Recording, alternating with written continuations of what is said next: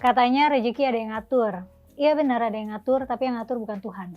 Kemarin 10 Juni 2026 harga Pertamax resmi naik dari yang tadinya 12.300 per liter jadi 16.250 per liter. Pertamax Green 95 juga naik dari yang tadinya Rp12.900 jadi 17.000 per liter.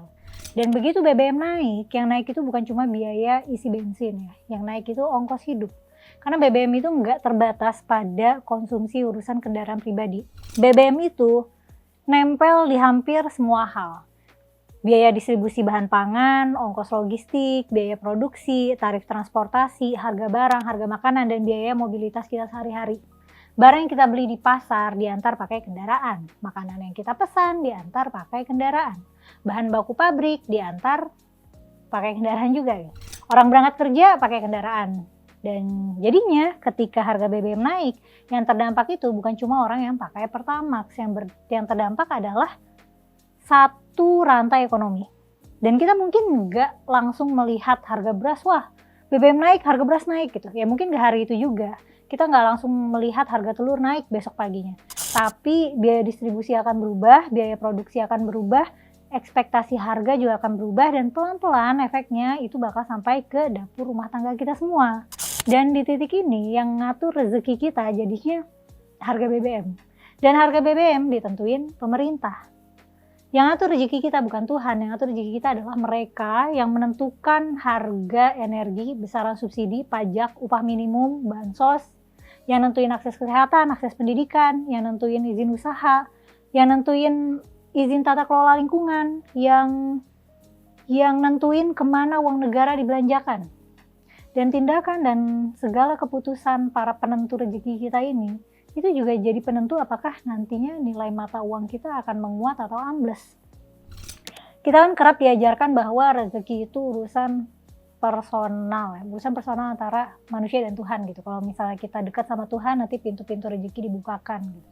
Padahal dalam kehidupan konkret sehari-hari, rezeki kita itu sangat ditentukan oleh keputusan manusia-manusia yang duduk di kursi kekuasaan.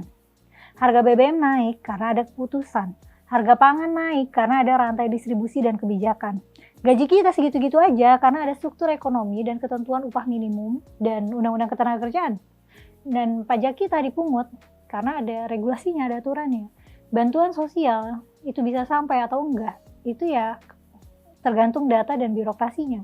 Kita bisa punya rumah atau enggak, kita bisa sekolah di tempat yang bagus atau enggak, kita bisa segera berobat atau enggak. Bisakah kita membangun usaha atau enggak gitu, kita bisa jadi pengusaha atau enggak, itu semua tergantung pada bagaimana negara mendesain sistem kerjanya. Jadi ya rezeki ada yang ngatur. Tapi kalau harga BBM bisa naik lewat keputusan pemerintah, kalau subsidi bisa ditambah atau dipotong lewat APBN, kalau upah minimum bisa ditetapkan negara, kalau bansos bisa dicairkan atau dihentikan lewat sistem data negara, realitanya dalam hidup kita sehari-hari, ternyata rezeki kita lebih sering diatur oleh penguasa dan kroco-kroconya.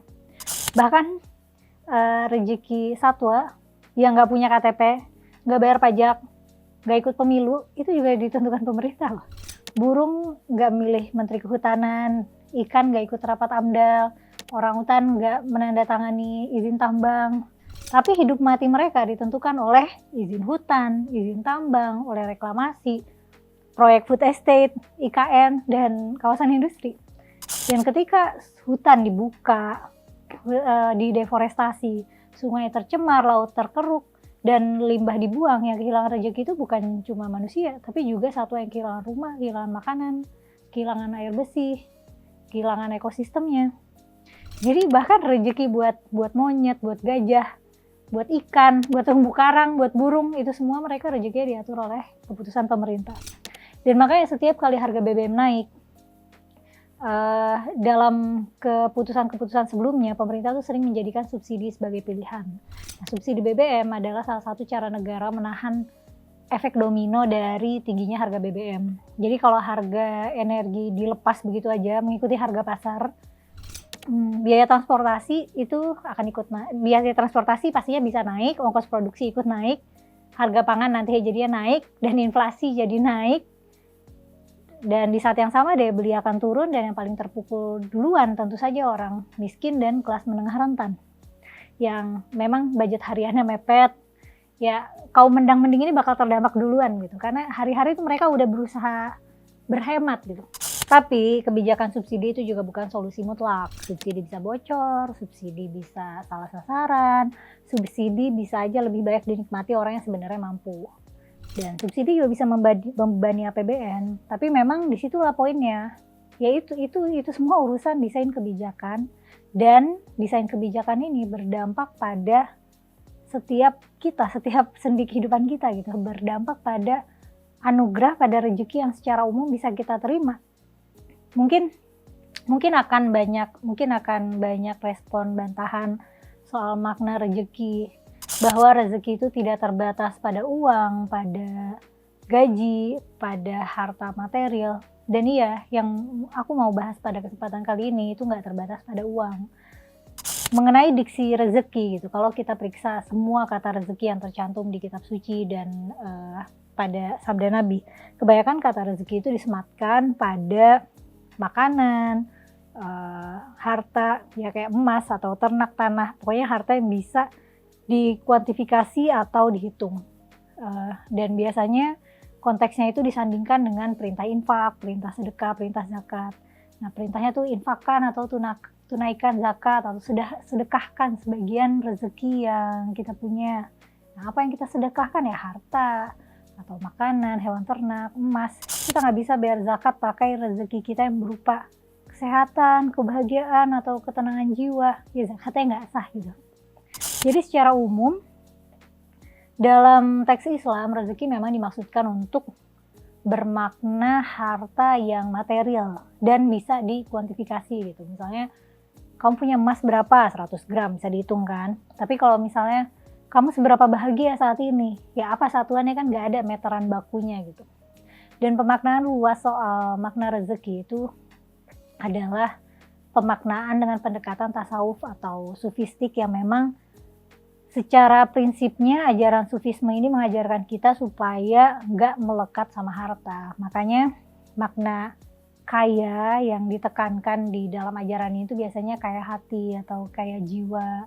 Tapi kalau ngomongin hukum atau dampak sosial gitu, kalau kamu kaya jiwa tapi miskin harta, misalnya di dalam Islam ya kamu gak wajib zakat. Dan kalau ngomongin rezeki dalam arti yang lebih luas, memiliki pemerintah yang pintar, yang bersih, yang bisa kerja, itu juga rezeki kan. Lahir di negara yang pemerintahnya kompeten itu rezeki. Hidup di bawah institusi yang waras itu rezeki. Punya pejabat yang gak bodoh, gak rakus, gak sibuk pencitraan, gak memperlakukan uang publik seperti dompet keluarga, itu juga rezeki. Dan kita gak memilih kita tuh lahir di negara mana, kita gak memilih kita lahir dari kelas sosial apa. Kita gak memilih apakah sejak kecil akan hidup di lingkungan dengan sekolah bagus, apakah kita hidup dengan fasilitas kesehatan yang bagus, transportasi publik yang bagus, udara yang bersih, hukum yang adil, dan pejabat yang bisa kerja gitu. Banyak hal dalam hidup kita memang nggak kita atur sendiri dan nggak bisa kita atur sendiri. Dan kalau kita ngomongin gaji sebagai pekerja, mungkin ada banyak pekerja merasa di abuse gitu oleh bosnya, dieksploitasi sama bosnya. Kasih target tinggi, jam kerjanya panjang, gaji segitu-gitu aja. Dan itu valid ya. Banyak perusahaan memang eksploitatif terhadap karyawannya. Banyak bos memang memeras tenaga karyawan, udah gitu bilangnya ya masih mending kerja gitu, di luar sana banyak yang nganggur. Dan sialnya tingginya pengangguran ini juga bisa jadi implikasi daya tawar rendah. Orang-orang yang cari kerja jadi desperate, ya nggak apa-apa lah gaji 1 juta daripada nganggur, jadi gitu. Tapi segala ketentuan tuntutan kerja dan besaran gaji itu nggak terbatas pada relasi bos dan karyawan ya. Karyawan mungkin merasa dicekik bosnya, dan pada saat yang sama banyak pengusaha, terutama pengusaha kecil, itu juga dicekik oleh negara. Untuk usaha bisa jalan, ada izin, ada pajak, ada pungutan, ada regulasi yang berubah-ubah, ada birokrasi yang berbelit, ada biaya kepatuhan, dan kadang berbagai pungli yang harus dibayar bawah tangan supaya urusannya nggak dipersulit. Dan dalam sistem negara yang kotor, pengusaha sering dipaksa bernegosiasi dengan cara yang korup karena sistem yang dibangun korup. mereka apa boleh buat, harus ngakalin kebijakan korup dengan cara yang juga korup. Dan ini terjadi karena negara mendesain kebijakan dengan payah, dengan kotor, dengan korup. Dan imbas rantai kebijakan ini berdampak ke semuanya, ke pengusaha, ke karyawan, ya sekaligus konsumen. Negara memeras pengusaha, pengusaha menekan pekerja, pekerja menekan keluarga sendiri untuk bertahan hidup. Jadi nggak ada yang namanya rezeki itu tergantung kita gimana. Katanya kita yang menentukan rezeki kita, usaha kita yang menentukan rezeki kita, atau ibadah kita yang menentukan rezeki kita. Tapi kenyataannya limitasi dan ruang probabilitas itu ada pada desain kebijakan publik. Yang kita sebut rezeki itu banyak sekali ditentukan oleh arsitektur kebijakan gitu. Siapa yang bisa punya rumah, itu kebijakan. Siapa yang bisa punya usaha, itu kebijakan. Siapa yang bisa sekolah di tempat yang bagus, itu juga kebijakan. Siapa yang bisa mendapatkan akses kesehatan, itu kebijakan. Semuanya. Siapa yang bisa membangun usaha dipermudah, siapa yang akan dipersulit, itu semua soal kebijakan. Ada juga orang yang seumur hidup kerja tapi seumur hidup juga miskin. Nah, itu juga hasil dari desain kebijakan. Karena ya upah minimum kan ditentukan oleh keputusan politik ekonomi. Besaran upah minimum itu lahir dari negosiasi, pertimbangan pertumbuhan ekonomi, inflasi, keputusan pemerintah daerah, dan tarik-menarik kepentingan antara pekerja, pengusaha, dan negara. Jadi ketika pekerja merasa gajinya, aduh kurang nih gaji, tapi di saat yang sama pengusaha juga bilang, ini susah nih, biaya usaha berat, cuma bisa ngasih gaji kecil. Ya bisa jadi dua-duanya benar-benar sama-sama struggle, karena dua-duanya sedang hidup dalam sistem ekonomi yang buruk. Pekerja dicekik biaya hidup, pengusaha dicekik birokrasi dan pungutan, negara mungut pajak, bikin aturan, nentuin izin, ngatur subsidi, ngatur upah, tapi tidak menyediakan sistem yang bersih, tidak pun efisien, dan tidak adil juga.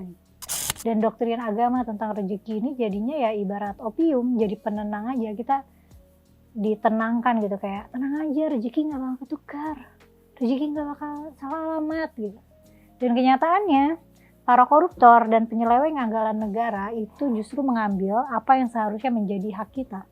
Mereka mengambil hak jalan yang seharusnya diperbaiki, mereka mengambil hak sekolah yang seharusnya dibangun, mereka mengambil rumah sakit yang harusnya aksesnya dilengkapi, mereka mengambil subsidi yang harusnya tepat sasaran, mereka mengambil bantuan yang harusnya sampai ke keluarga yang membutuhkan, mereka mengambil gizi yang harus diterima anak-anak kita, mencemari kualitas udara kita, mengancam keamanan stabilitas kerja kita, merusak kualitas pendidikan kita, dan juga kesejahteraan guru-guru kita, dan ya secara umum masa depan kita gitu. Dan negara itu kan bukan sesuatu yang abstrak ya. Uang negara itu adalah uang kita, dan APBN adalah 80% itu hasil pajak.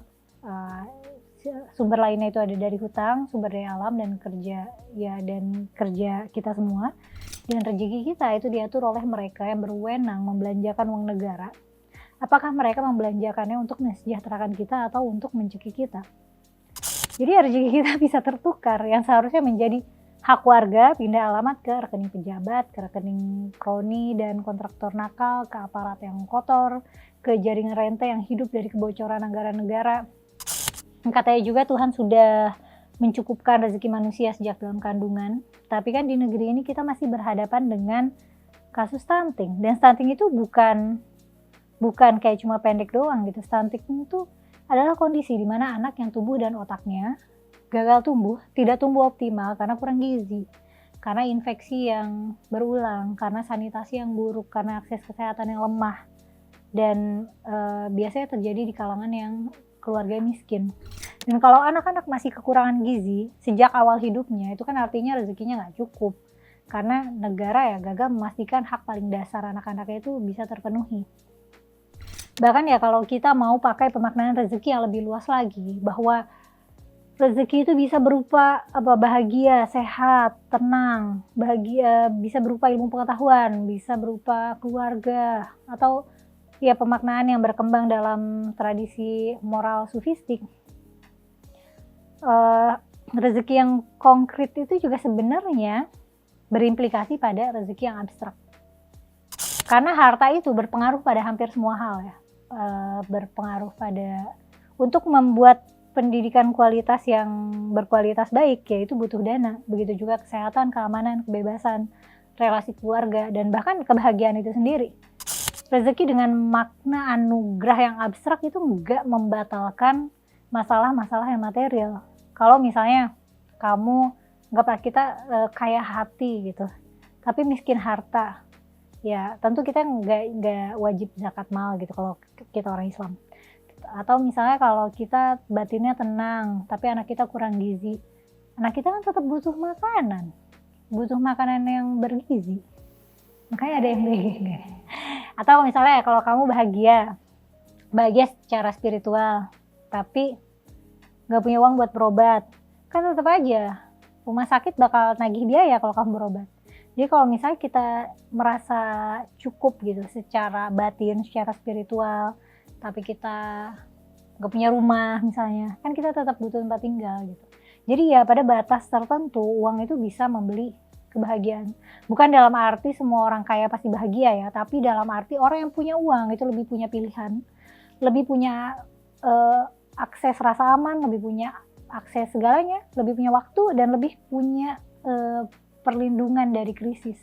Kalau rezeki dimaknai seluas itu, justru argumen utamaku atau tesis utamaku bahwa rezeki kita diatur oleh kinerja pemerintah itu justru makin kuat gitu.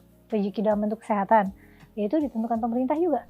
Kalau pemerintah punya sistem kesehatan yang kuat, ada layanan primer yang baik, ada imunisasi yang masif, ada edukasi gizi yang serius, ada puskesmas yang layak, ada rumah sakit yang fasilitasnya lengkap, dan ada jaminan kesehatan yang nggak bikin orang miskin tuh harus bolak-balik ngurus administrasi saat sedang sakit. Ya rakyatnya akan lebih sehat, kualitas kesehatannya akan lebih baik. Oke, misalnya kita kan punya BPJS ya, itu kan penting gitu, itu bantu banyak orang. Tapi akses kesehatan kan, maksudnya BPJS ini belum merata gitu aja. Ada penyakit yang nggak semua ditanggung, ada antrian panjang, ada yang harus ngantri dari subuh, ada proses rujukan, ada kelas layanan, ada kualitas fasilitas yang beda-beda, dan bahkan status kepesertaan bantuan itu juga bisa berubah karena pemutakhiran data negara gitu. Jadi ada yang kepesertaan BPJS-nya itu kayak diputus sepihak gitu sama negara. Jadi bahkan kalau kita bicara kesehatan sebagai rezeki, tetap aja rezeki itu lewat pintu kebijakan. Pemerintah nentuin siapa dari kita yang mampu berobat, siapa yang harus antri dulu, siapa yang bisa punya asuransi tambahan, siapa yang bisa bayar dokter spesialis, siapa yang harus nunggu rujukan, atau siapa yang kepesertaannya aktif. Karena ya jadinya kesehatan kita itu soal anggaran, soal data, soal fasilitas, tenaga medis, regulasi, dan keberpihakan negara gitu. Apakah negara memang peduli sama kesehatan kita? Dan mungkin yang paling bisa kita lihat banget waktu pandemi kemarin ya, kita dikasih tahu ini kan COVID katanya tergantung imun kita. Tapi seberapa tahan kita terhadap pandemi kemarin itu udah soal kebijakan publik. Apakah pemerintah cepat ngambil keputusan? Apakah data dibuka? Apakah bantuan bisa sampai? Apakah rumah sakit siap? Apakah komunikasi publik jelas? Apakah vaksin didistribusikan dengan adil? Dan itu semua menentukan siapa yang sakit, siapa yang sembuh, siapa yang mati, siapa yang kehilangan keluarga, dan siapa yang bisa bertahan hidup. Di Indonesia, WHO mencatat sampai November 2022 ada 6.627.538 kasus yang terkonfirmasi dan 159.524 kematian terkait COVID-19. Dan itu pun belum tentu menggambarkan seluruh kehilangan, karena Kemenkes sendiri mengakui ada akumulasi kematian yang terlambat dilaporkan. Dan kita juga mengalami maksudnya kita mengalami bahwa respons negara saat itu kacau sejak awal. Di fase awal kapasitas testing Indonesia juga rendah, pelacakan kontak lemah, dan Reuters pernah melaporkan Indonesia itu hanya melacak sekitar 2 kontak per kasus, dan ini jauh dari anjuran WHO pada otoritas Indonesia saat itu. Anjurannya adalah 20 kontak per kasus. Jadi kita juga kehilangan banyak aset kesehatan, setidaknya 1.545 tenaga kesehatan itu meninggal dalam 18 bulan pertama pandemi. Itu termasuk 535 dokter dan dokter spesialis, 428 perawat, dan 359 bidan. Jadi kalau kita bicara kesehatan sebagai rezeki, pandemi ini nunjukin dengan sangat gamblang bahwa rezeki kesehatan ini sangat bergantung pada pintu anggaran, bergantung pada kerapihan data, tergantung aset kesehatan, tergantung fasilitas medis, tergantung tenaga medis, dan tergantung kualitas kepemimpinan. Kalau negara lambat, rakyat yang mati duluan. Malah aset kesehatan kita kayak dokter dan perawat mati duluan. Kalau rumah sakit kolaps ya rakyat yang tercekik duluan gitu. Kalau tenaga kesehatan nggak dilindungi, seluruh masyarakat jadi kehilangan pelindungnya. Atau kita mau ngomongin soal rezeki dalam bentuk lain, rezeki dalam bentuk ilmu pengetahuan, itu juga ditentuin pemerintah. Seberapa pintar kita, itu penentunya pemerintah. Karena yang nentuin kurikulum pendidikan sekolah itu pemerintah, yang nentuin kualitas guru itu pemerintah, yang nentuin anggaran pendidikan juga pemerintah, yang nentuin sekolah negeri layak atau enggak itu pemerintah, yang nentuin kesejahteraan guru-guru ya pemerintah. Kalau kualitas pendidikan kita kalah dari negara lain, kalau kita nggak, anak-anak kita nggak lebih pintar dari anak-anak di negara lain, itu salah pemerintah. Salah pemerintah dalam menciptakan sistem pendidikan yang kualitasnya buruk. Dan lagi-lagi uang itu menentukan pilihan. Anak dari keluarga mampu bisa punya opsi untuk sekolah di tempat yang kualitasnya lebih baik, bisa ikut les, bisa beli buku yang lebih bagus, bisa punya teknologi penunjang gitu, bisa punya laptop gitu, bisa punya ruang belajar, punya koneksi internet yang stabil. Dan anak dari keluarga miskin itu ya masalah, selain masalah harus menerima kualitas sekolah yang begitu aja, ya rumahnya sempit, gizinya buruk, orang tuanya capek kerja, akses digital terbatas. Ya kalau gini keadaannya kita nggak bisa kemudian menyimpulkan bahwa oh itu dia emang rezekinya segitu. Karena itu bukan rezeki, itu ketimpangan peluang. Orang miskin itu adalah korban dari desain kebijakan yang jelek, yang membuat mereka nggak punya kesempatan yang sama, nggak punya akses yang sama, nggak punya ruang mobilitas sosial. Dan bukan cuma orang miskin yang sial, ya. Orang menengah pun rentan miskin. Sekali sakit jatuh miskin, sekali PHK jatuh miskin, sekali harga pangan naik jatuh miskin, BBM naik miskin, biaya sekolah naik udah goyah, harga bayaran kontrakan naik panik. Ya pokoknya apa yang membuat perhitungan budget rumah tangga berubah, itu mereka jadi rentan. Sekalinya ada bencana alam, ya habis semua.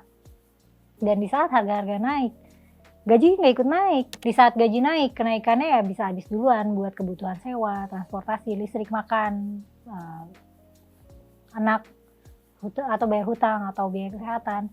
Dan ketika orang nggak bisa nabung, kita indis ekonomi, kita nggak bisa bilang oh dia nggak pinter ngatur uang. Karena atau misalnya dia punya hutang, terus kita ngerasa oh ini karena konsumtif banget. Karena ketika orang miskin itu nggak bisa naik kelas, kita juga nggak bisa bilang mereka kurang usaha gitu. Padahal ini karena orang miskin yang nggak bisa keluar dari lubang kemiskinannya itu, tidak akan bisa keluar selama pemerintah terus terus membuat ketimpangannya itu semakin dalam gitu. Atau kita ngomongin rezeki dalam bentuk lain ya, rezeki dalam bentuk kebebasan berbicara. Itu juga kan ditentuin pemerintah. Bukan rahasia gitu, negara bisa membuka ruang kritik, bisa, tapi negara juga bisa membungkam. Negara bisa melindungi warga yang bersuara, tapi negara juga bisa memakai hukum untuk menakut-nakuti. Kalau orang takut bicara karena khawatir dipolisikan, khawatir kehilangan kerja, khawatir diserang buzzer atau dipersekusi, ya jadinya kebebasan berpikir dan berpendapat itu akan bergantung pada kualitas demokrasi. Atau dalam bentuk lain ya, misalnya rezeki dalam bentuk budi pekerti gitu. Itu jadi pengaruhi pemerintah. Seberapa baik warga kita, seberapa jujur, tertib, gak korup, tidak menyakiti sesama, tidak berjudi, itu semua ditentuin pemerintah. Karena gini, iya betul moralitas itu ada akuntabilitas dalam moralitas seseorang, tapi itu tuh bukan akuntabilitas pribadi. Karena perilaku manusia itu dibentuk oleh insentif dan konsekuensi. Kalau koruptor dihukum ringan, orang akan belajar bahwa korupsi itu risikonya kecil, untungnya besar. Kalau aparat yang menyakiti warga tetap dilindungi, misalnya kayak TNI dan Polri kita yang merupakan pembunuh dan penganiaya itu aja nggak diadili atau dihukumi dengan hukuman rendah, hukuman ringan maksudnya, orang akan belajar bahwa kekuasaan itu lebih tinggi daripada keadilan, bahwa kekerasan itu nggak apa-apa, orang penegak hukumnya aja penjahat. Dan kalau penegakan hukum itu tajam ke bawah dan tumpul ke atas, orang akan belajar bahwa hukum adalah soal siapa yang punya kuasa. Atau misalnya kalau negara serius ngelola sampah, warga akan lebih mudah disiplin milah sampah. Tapi kalau misalnya warga udah milah sampah, terus sampahnya tetap dicampur juga, diangkut sembarangan, ditumpuk aja gitu di TPA sampai TPA-nya sampai di tempat pembuangan akhir, sampai tempat pembuangan akhirnya kolaps. Dan kalau udah overload, terus sampahnya ditumpuk aja gitu di jalan. Ya jangan heran jadinya kalau warga ngerasa percuma ngelola sampah.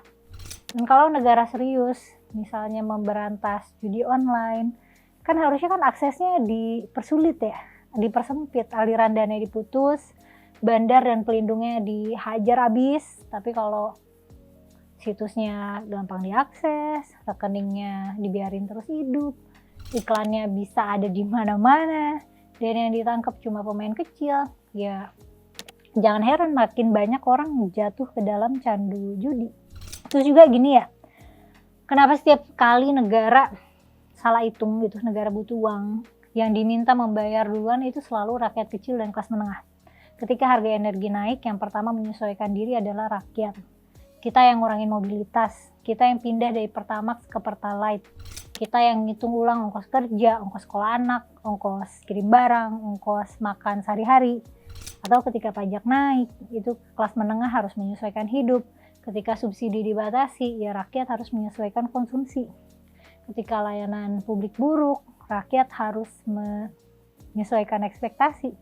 Atau ketika sekolah mulai mahal, orang tua menyesuaikan utang. Dan ketika kesehatan mahal, keluarga menyesuaikan rasa sakit. Itu kalau bisa nggak berobat gitu, kalau nggak sakit-sakit amat, nggak usah berobat deh gitu, sayang duitnya gitu. Tapi negara kok bisa ya boros, nggak tahu malu gitu, kabinetnya bengkak, perjalanan elit padat gitu, keluar negeri mulu, proyek raksasa bocor. Ya lihat itu kabinet kita tuh, kabinet merah putih itu punya 49 kementerian. Dan di luar itu masih ada pejabat setingkat menteri kayak Jaksa Agung, Panglima TNI, Kapolri, Kepala Staf Kepresidenan, Ketua Dewan Ekonomi Nasional, Kepala Kantor Komunikasi Kepresidenan atau Badan Komunikasi Pemerintah. Ada Kepala BIN, ada Kepala BPKP, Kepala BPS, Kepala BSSN, dan Kepala Badan Karantina Indonesia. Baik banget itu jabatan. Ketika negara mau berhemat, yang dicekik duluan rakyat, pajaknya naikin, BBM naikin. Ada kasus di mana aset dan rekening dicaplok aja gitu, tanah kayak ada yang diambil, yang harta-harta sengketa disita, tahanan-tahanan yang questionable dikasih denda triliunan. Padahal elit politik kita masih boros, nggak tahu malu. Jadi negaranya nggak mengetatkan tubuh kekuasaannya sendiri. Dan mereka bisa melakukan itu karena mereka punya kuasa. Wah, lu punya kuasa, lu punya uang, punya kuasa. udah nggak musim gitu. Oke, mereka punya wewenang untuk itu. Para penguasa punya kuasa atas rezeki kita.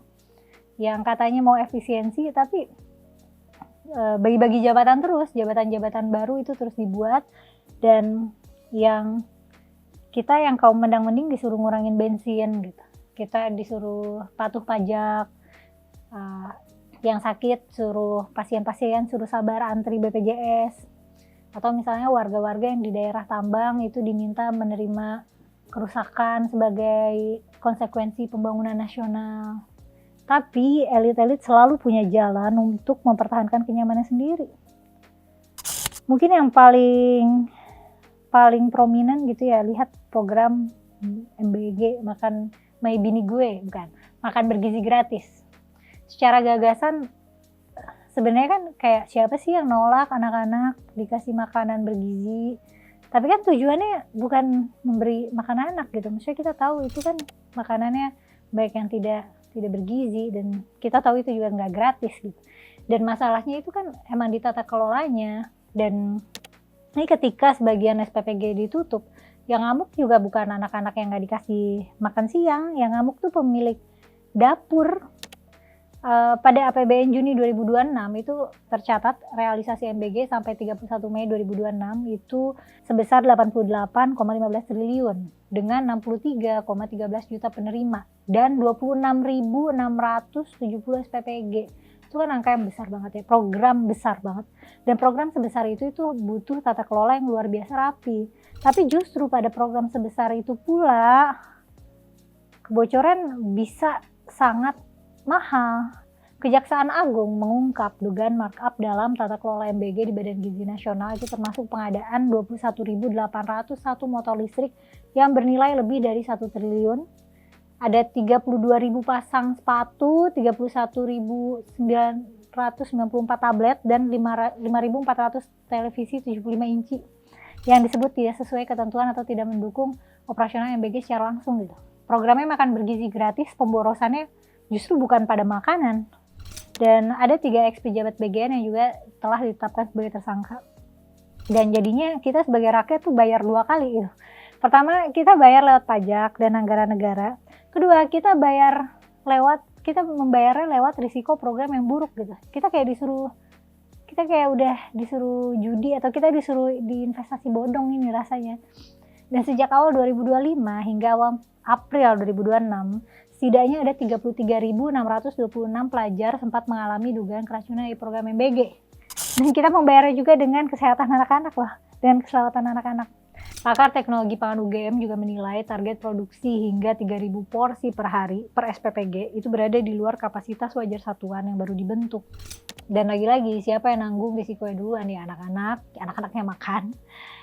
Guru yang jadi repot ngurusin MBG, keluarga, sekolah, puskesmas yang jadi kebanjiran pasien anak-anak yang keracunan, orang tua, ya pokoknya rakyat kecil. Dan pola yang sama itu muncul dalam misalnya isu pengerukan alam ya.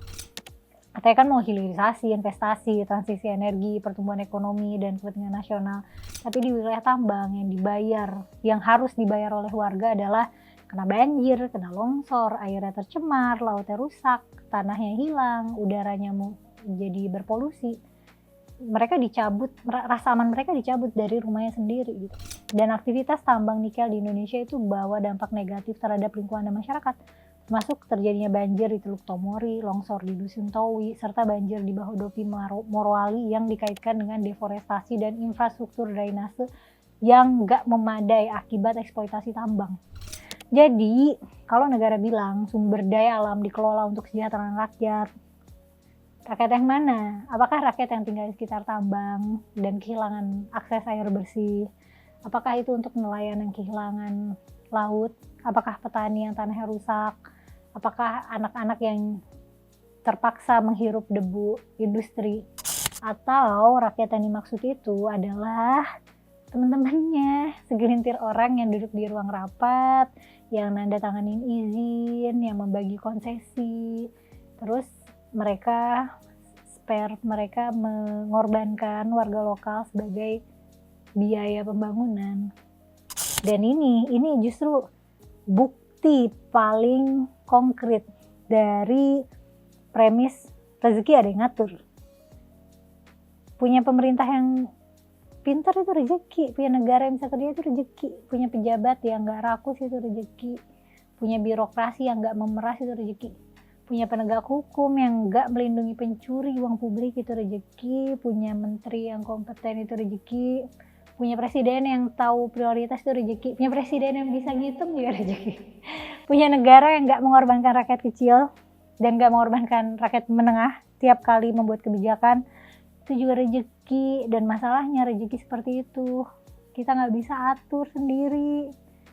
Kalau rezeki kita dipengaruhi oleh ya hal-hal kayak harga BBM, subsidi, pajak, upah minimum, bansos, kualitas pendidikan, sistem kesehatan, izin tambang, anggaran negara, dan tata kelola pemerintahan lainnya, ya jadinya rezeki itu pembicaraan tentang rezeki jadinya masuk ke ranah politik, masuk pada ranah kebijakan publik. Karena dalam negara demokrasi, pejabat itu bukan nabi, kebijakan itu bukan wahyu, APBN bukan kitab suci. Presiden, menteri, DPR, gubernur, bupati, wali kota, aparat, dan birokrat itu bukan sosok yang kita tuh harus tunduk dan taat mutlak gitu loh. Karena mereka itu adalah pengelola mandat publik. Mereka digaji dari uang rakyat, mereka diberi kuasa oleh rakyat, dan karena itu mereka wajib dituntut, dikritik, diawasi, dan dimintai pertanggungjawaban. Mungkin kamu pernah dengar seruan atau dakwah mengenai kita tuh harus patuh sama ulil amri atau penguasa. Masalahnya itu sangat gak sesuai dengan konteks demokrasi kita saat ini. Karena pejabat kita bukan nabi, boy. Pejabat kita bukan nabi, undang-undang dan APBN ya bukan kitab suci gitu. Jadi sekarang bukan zaman nabi, kita nggak sedang hidup di masyarakat yang bergerak mengacu pada sabda nabi. Kita hidup di negara modern yang bergerak lewat hukum, anggaran, ada birokrasi, ada pajak, ada institusi, ada data dan kebijakan. Nah, kalau kebijakannya buruk, ya kualitas hidup kita buruk. Kalau anggarannya bocor, ya layanan publik hancur. Kalau hukumnya nggak adil dan aparat penegak keadilan itu diduduki oleh jajaran penjahat, ya moral publik juga jadi busuk. Dan kalau pendidikannya gagal, kualitasnya jelek, ya generasi berikutnya juga akan jadi generasi yang on. Dan kalau kesehatannya rapuh, ya nyawa rakyat kita biasanya dihitung jadi statistik. Dan ya makanya rezeki itu diatur pemerintah, dan kita harus menuntut para penguasa untuk kerja yang benar, karena mereka itu bisa dijangkau kok. Kita menjangkau Tuhan nggak akan bisa gitu, tapi kita bisa menekan pemerintah untuk mendengarkan kita. Kalau dari kalian ada bantahan